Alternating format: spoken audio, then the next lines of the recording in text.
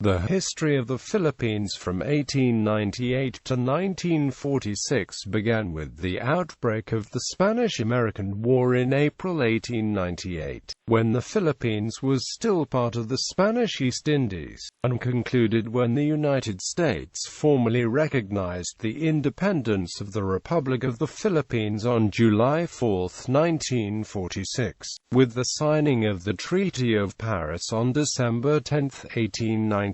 Spain ceded the Philippines to the United States. The interim U.S.military government of the Philippine Islands experienced a period of great political turbulence, characterized by the Philippine-American War. Beginning in 1901, the military government was replaced by a civilian government, the Insular Government of the Philippine Islands, with William Howard Taft serving as its first Governor-General. From 1901 to 1906 there also existed a series of revolutionary governments that lacked significant international diplomatic recognition. Following the passage of the Philippine Independence Act in 1934, a Philippine presidential election was held in 1935. Manuel L. Quezon was elected and inaugurated second president of the Philippines on November 15, 1935. The insular government was dissolved and the Commonwealth of the Philippines was brought into existence. The Commonwealth of the Philippines was intended to be a transitional government in preparation for the country's full achievement of independence. In 1946, after the Japanese invasion and subsequent occupation of the Philippines during World War II, the United States recaptured the Philippines in 1945. According to the terms of the Philippine Independence Act, the United States formally recognized the independence of the Republic of the Philippines on July 4, 1946. Historical perspective. The Philippine Revolution began in August 1896 and ended with the Pact of Bato, a ceasefire between the Spanish colonial Governor-General Fernando Primo de Rivera and the revolutionary leader Emilio Aguinaldo, which was signed on December 15, 1897. The terms of the pact called for Aguinaldo and his militia to surrender. Other revolutionary leaders were given amnesty and a monetary indemnity by the Spanish government, in return for which the rebel government agreed to go into exile in Hong Kong.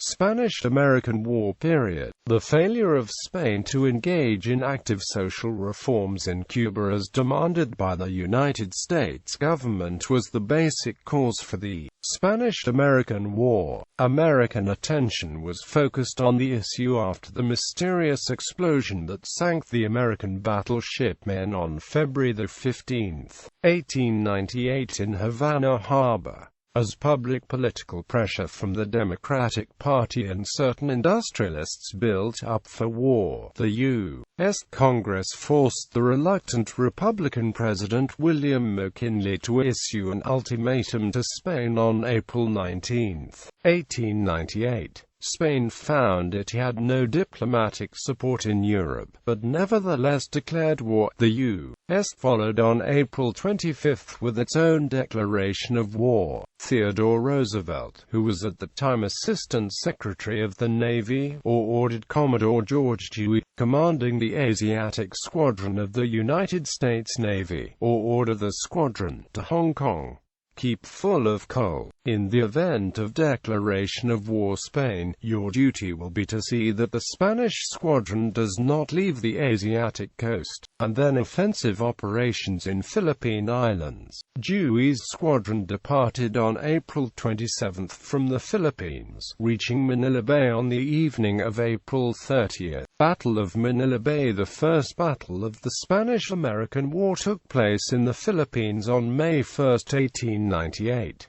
In a matter of hours, Commodore Dewey's Asiatic Squadron defeated the Spanish squadron under Admiral Patricio Montojo.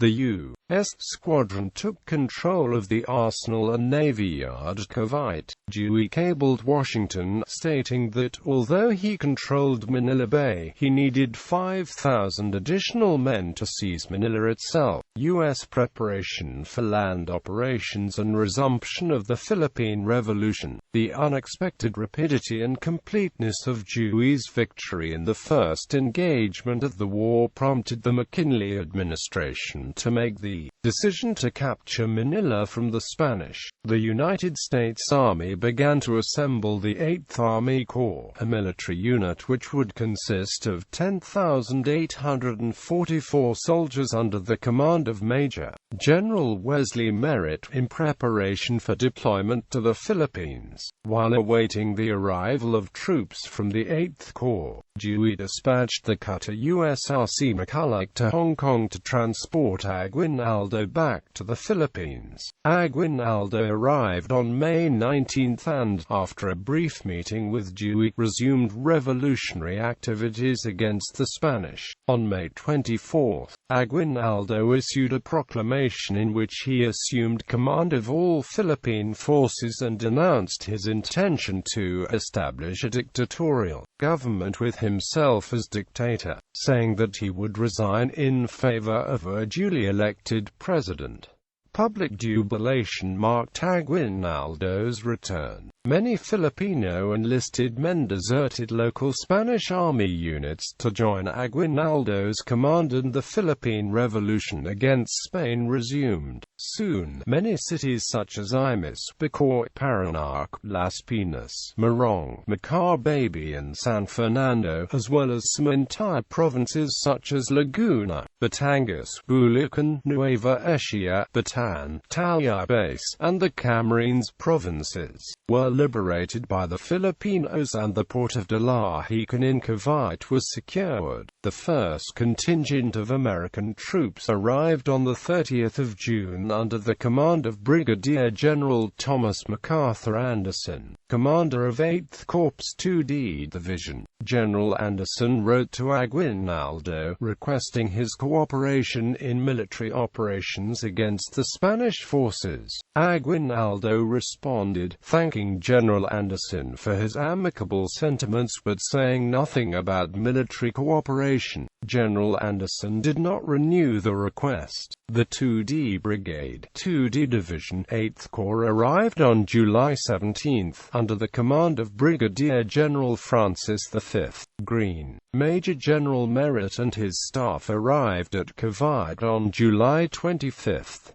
The 1st Brigade of the Corps 2D Division arrived on July 30, under the command of Brigadier General Arthur MacArthur. Philippine Declaration of Independence and establishment of Philippine governments on the 12th of June 1898. Aguinaldo proclaimed the independence of the Philippines at his house in Cavite El Viejo. Ambrosio Rianz Bautista wrote the Philippine Declaration of Independence, and read this document in Spanish the day at Aguinaldo's house. On the 18th of June, Aguinaldo issued a decree formally establishing his dictatorial government. On June 23, Aguinaldo issued another decree, this time replacing the dictatorial government with a revolutionary government. Writing retrospectively in 1899, Aguinaldo claimed that an American naval officer had urged him to return to the Philippines to fight the Spanish, and said, "The United States is a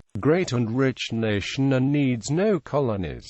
Aguinaldo also read that after checking with Dewey by telegraph, U.S. Consul Spencer Pratt had assured him in Singapore that the United States would at least recognize the independence of the Philippines under the protection of the United States Navy. The consul added that there was no necessity for entering into a formal written agreement because the word of the Admiral and of the United States consul were in fact equivalent to the most solemn pledge that the verbal promises and assurance would be fulfilled to the letter and were not to be classed with Spanish promises or Spanish ideas of a man's word of honor. Aguinaldo received nothing in writing. On April 28, Pratt wrote to United States Secretary of State William R. Day, explaining the details of his meeting with Aguinaldo. There was no mention in the cablegrams between Pratt and Dewey of independence or indeed of any conditions on which Aguinaldo was to cooperate.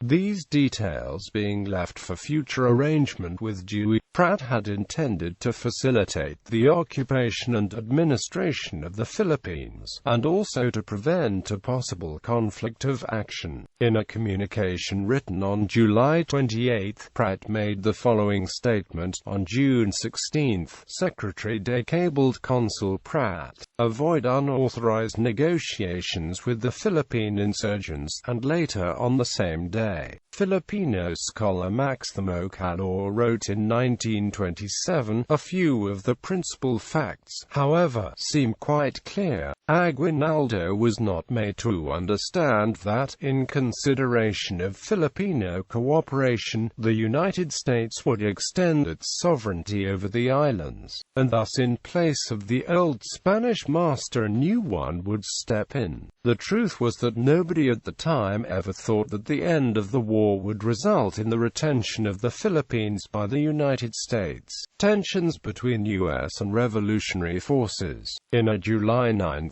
General Anderson informed Major General Henry Clark Corbin, the Adjutant General of the U.S. Army, that Aguinaldo has declared himself dictator and president, and is trying to take Manila without our assistance, opining that would not be probable but, if done, would allow him to antagonize any U.S. attempt to establish a provisional government. On July 15, Aguinaldo issued 3 organic decrees assuming civil authority of the Philippines. On July 18, General Anderson wrote that he suspected Aguinaldo to be secretly negotiating with the Spanish authorities. In the 21st of July letter to the Adjutant General, General Anderson wrote that Aguinaldo had put in operation an elaborate system of military government, under his assumed authority as dictator, and has prohibited any supplies being given us,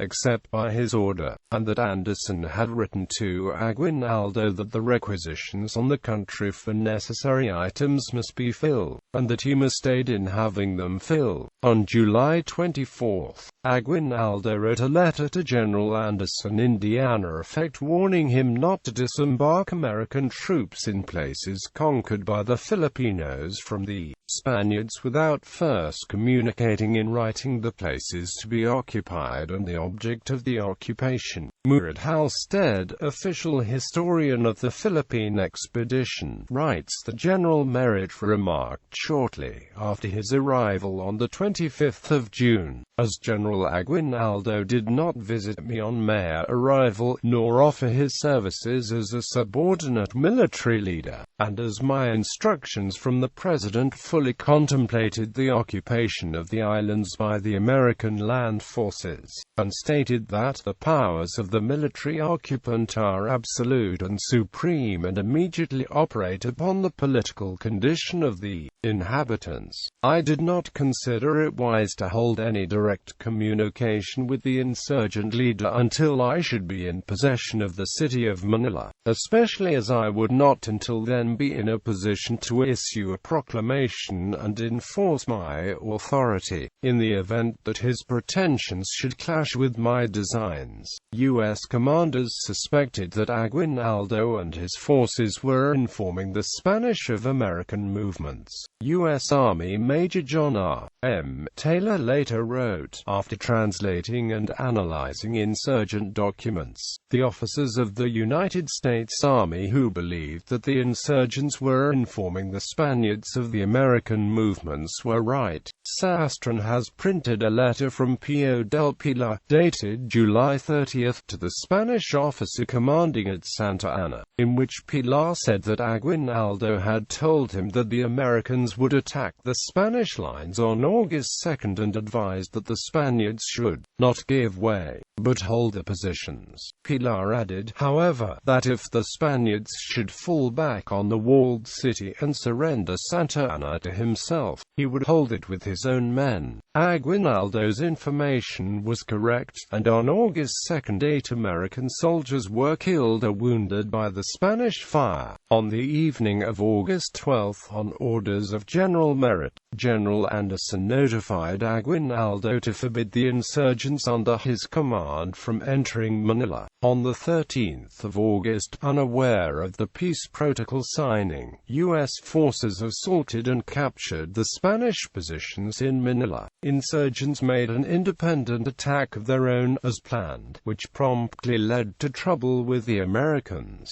At 08:00 that morning, Aguinaldo received a telegram from General Anderson, sternly warning him not to let his troops enter Manila without the consent of the American commander, who was situated on the south side of the Pasig River. General Anderson's request was ignored, and Aguinaldo's forces crowded forward alongside the American forces until they directly confronted the Spanish troops. Although the Spanish were waving a flag of truce, the insurgents fired on the Spanish forces, provoking return fire. 19 American soldiers were killed, and 103 more were wounded in this action.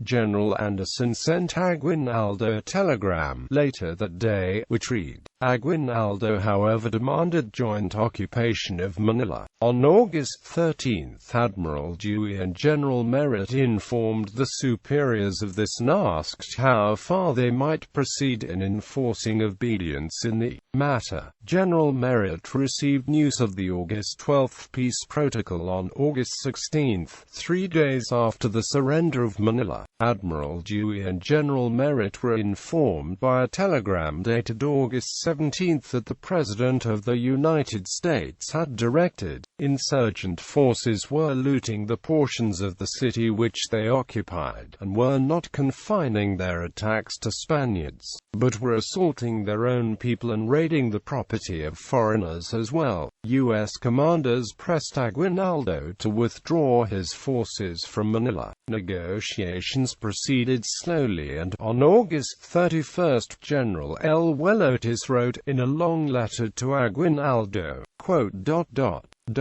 I am compelled by my instructions to direct that your armed forces evacuate the entire city of Manila, including its suburbs and defenses, and that I shall be obliged to take action with that end in view within a very short space of time should you decline to comply with my government's demands, and I hereby serve notice on you that unless your troops are withdrawn beyond the line of the city's defenses before Thursday, the 15th instant, I shall be obliged to resort to forcible action, and that my government will hold you responsible for any unfortunate consequences which may ensue.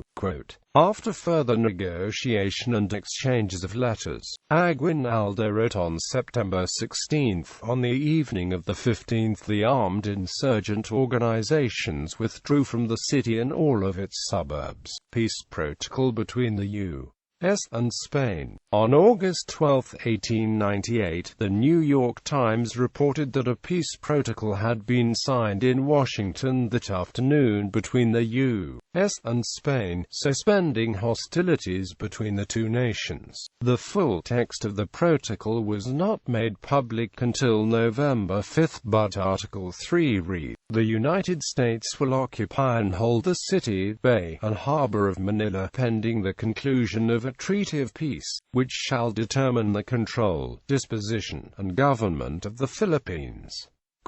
After conclusion of this agreement, U.S. President McKinley proclaimed a suspension of hostilities with Spain. Capture of Manila by June. U.S. and Filipino forces had taken control of most of the islands, except for the walled city of Intramuros. Admiral Dewey and General Merritt were able to work out a bloodless solution with acting Governor-General Furman Jordines. The negotiating parties made a secret agreement to stage a mock battle in which the Spanish forces would be defeated by the American forces, but the Filipino forces would not be allowed to enter the city. city. This plan minimized the risk of unnecessary casualties on all sides, while the Spanish would also avoid the shame of possibly having to surrender intramuros to the Filipino forces. On the eve of the mock battle, General Anderson telegraphed Aguinaldo, "Do not let your troops enter Manila without the permission of the American commander. On this side of the Pasig River you'll be under fire." On August 13, with American commanders unaware that a ceasefire had already been signed between Spain and the U.S. On the previous day, American forces captured the city of Manila from the Spanish in the Battle of Manila. The battle started when Dewey's ships bombarded Fort San Antonio Abad, a decrepit structure on the southern outskirts of Manila, and the virtually impregnable walls of Intramuros. In accordance with the plan, the Spanish forces withdrew while U.S. forces advanced. Once a sufficient show of battle had been made, Dewey hoisted the signal DWHB, whereupon the Spanish hoisted a white flag and Manila was formally surrendered to U.S. forces. This battle marked the end of Filipino-American collaboration, as the American action of preventing Filipino forces from entering the captured city of Manila was deeply resented by the Filipinos. This later led to the Philippine-American War, which would prove to be more deadly and costly than the Spanish-American War. U.S. military government on August 14, 1898, 2 days after the capture of Manila, the U.S. established a military government in the Philippines, with General Merritt acting as military governor. During military rule, the U.S. military commander governed the Philippines under the authority of the U.S. President as Commander-in-Chief of the United States Armed Forces. After the appointment of a civil governor-general, the procedure developed that as parts of the country were pacified and placed firmly under American control, responsibility for the area would be passed to the civilian. General Merritt was succeeded by General Otis as military governor, who in turn was succeeded by General MacArthur. Major General Abner Chaffee was the final military governor. The position of military governor was abolished in July 1902, after which the civil governor-general became the sole executive authority in the Philippines. Under the military government, an American-style school system was introduced, initially with soldiers as teachers. Civil and criminal courts were re-established, including a Supreme Court, and local governments were established in towns and provinces. The first local election was conducted by General Harold W. Lawton on May 7, 1899, in Bailiwick, Bulacan, U.S., and insurgents clashed in a clash at Cavite between United States soldiers and insurgents on August 25, 1898. George Hudson of the Utah Regiment was killed, Corporal William Anderson was mortally wounded, and 4 troopers of the 4th Cavalry were slightly wounded. This provoked General Anderson to send Aguinaldo a letter saying, "In order to avoid the very serious misfortune of an encounter between our troops, I demand your immediate withdrawal with your guard from Cavite. One of my men has been killed and 3 wounded by your people. This is positive and does not admit of explanation or delay." Internal insurgent communications reported that the Americans were drunk at the time. Alsted writes that Aguinaldo expressed his regret and promised to punish the offenders. In internal insurgent communications, Apolinario Mabini initially proposed to investigate and punish any offenders identified. Aguinaldo modified this ordering, say that he was not killed by your soldiers, but by them themselves, since they were drunk according to your telegram. An insurgent officer in Cavite at the time reported on his record of services that he took part in the movement against the Americans on the afternoon of the 24th of August, under the orders of the commander of the troops and the adjutant of the post. Philippine Elections. Malolos Congress. Constitutional government. Elections were held by the revolutionary government between June and September 10, resulting in Emilio Aguinaldo being seated as president in the seating of a legislature known as the Malolos Congress. In a session between September 15 and November 13, 1898, the Malolos Constitution was adopted, creating the first Philippine Republic. Spanish-American War ends. Article 5 of the Peace Protocol signed on August 12 had mandated negotiations to conclude a treaty of peace to begin in Paris not later than October 1, 1898. President McKinley sent a 5-man commission, initially instructed to demand no more than Luzon, Guam, and Puerto Rico, which would have provided a limited U.S. empire of pinpoint colonies to support a global fleet and provide communication links. In Paris, the commission was besieged with advice, particularly from American generals and European diplomats, to demand the entire Philippine archipelago. The unanimous recommendation was that it would certainly be cheaper and more humane to take the entire Philippines than to keep only part of it. On October 28, 1898, McKinley wired the commission that cessation of Luzon alone, leaving the rest of the islands subject to Spanish rule, or to be the subject of future contention, cannot be justified on political, commercial, or humanitarian grounds. The cessation must be the whole archipelago and none. The latter is wholly inadmissible, and the former must therefore be required. The Spanish negotiators were furious over the immodest demands of the conqueror, but the wounded pride was assuaged by an offer of $20 million for Spanish improvements to the islands. The Spaniards capitulated, and on December 10, 1898, the U.S. and Spain signed the Treaty of Paris, formally ending the Spanish-American War. In Article 3, Spain ceded the Philippine archipelago to the United States, as follows. Spain cedes to the United States the archipelago known as the Philippine Islands, and comprehending the islands lying within the following line.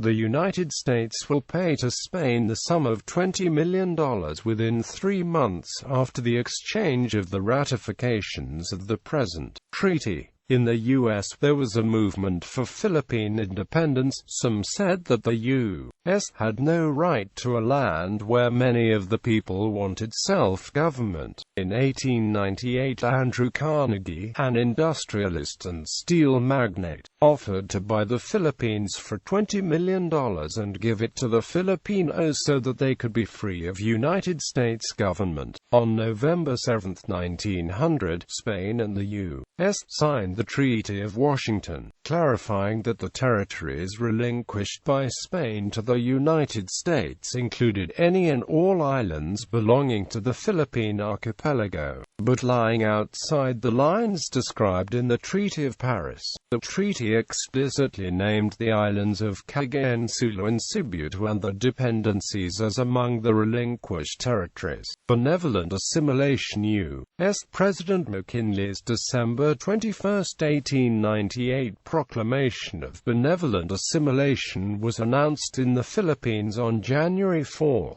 1899. Referring to the Treaty of Paris, it said that as a result of the victories of American arms, the future control, disposition, and government of the Philippine Islands are ceded to the United States. It enjoined the military commander to make known to the inhabitants of the Philippine Islands that, in succeeding to the sovereignty of Spain, the authority of the United States is to be exerted for the securing of the persons and property of the people of the islands and for the confirmation of all the private rights and relations. It specified that it will be the duty of the commander of the forces of occupation to announce and proclaim in the most public manner that we come, not as invaders or conquerors, but as friends, to protect the natives in their homes, in their employments, and in the personal and religious rights. On January 6, 1899, General Otis was quoted in the New York Times appears as expressing himself as convinced that the U.S. government intends to seek the establishment of a liberal government, in which the people will be as fully represented as the maintenance of law and order will permit, susceptible of development, on lines of increased representation, and the bestowal of increased powers, into a government as free and independent as is enjoyed by the most favored provinces in the world.